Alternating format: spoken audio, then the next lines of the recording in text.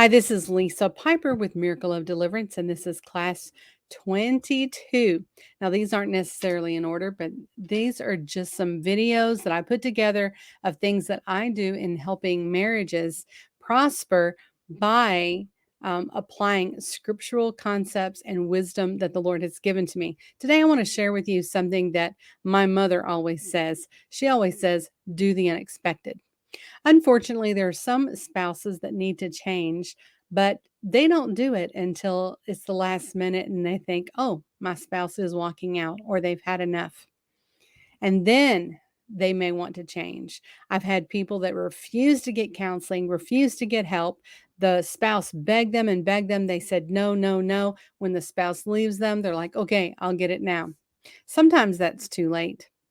For me, when I have a spouse that says, I am willing to do whatsoever it takes to make my marriage work, yet they refuse to take out the garbage or they refuse to keep their mouth shut, they're hypocrites. That's a lie. They're not telling the truth.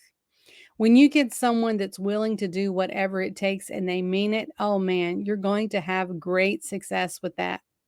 What I'm about to say weighs so much heavier than a spouse saying, I've changed. I've changed.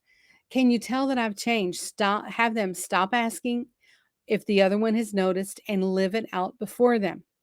For example, if they've been mouthy, do the unexpected and control their mouth.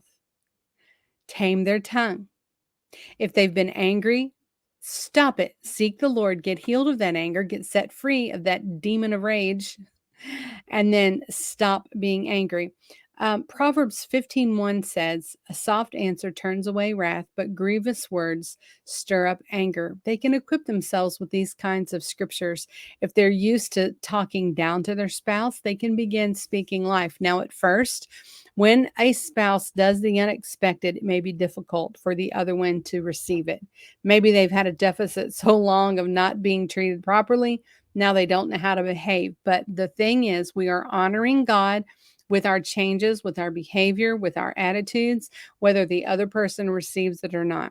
Now, they don't need to tell them that, but like I wouldn't say, hey, honey, I'm going to treat you good whether you like it or not because I'm just going to honor God whether you do or not. Terrible attitude, but people do that sometimes. Some other ways that they can do the unexpected if they're a complainer, a nagger, a finger pointer, a demander, manipulator, controller, and instigator, they can just stop it. Saying I've changed doesn't work, but stopping it and then allowing God to do such a work that they can do that long term is really good. So, if one of the spouses has refused counseling, well, if they want their marriage to work, say, I'm not comfortable with counseling or I'm of whatever fear they have, but I am willing for this marriage to work. Do the unexpected. Some wives have been alone in training their children. The husband can do the unexpected and join in with the child. Sometimes the husband has been the one that is training the child or begging for counseling. So if a spouse wants it to work, they can do the unexpected, not giving lip service, but actually following through. And the last thing I would say about doing the unexpected is that they should not have in their mind what the spouse or how the spouse is going to respond. When we do the unexpected or do the right thing, obviously they've been doing the expected, the things that have destroyed the marriage or made it difficult or made it hard. But when we do the unexpected and we expect praise, it's often disappointing. So when that person goes in and says, I'm going to behave right and do right, it needs to be as unto the Lord.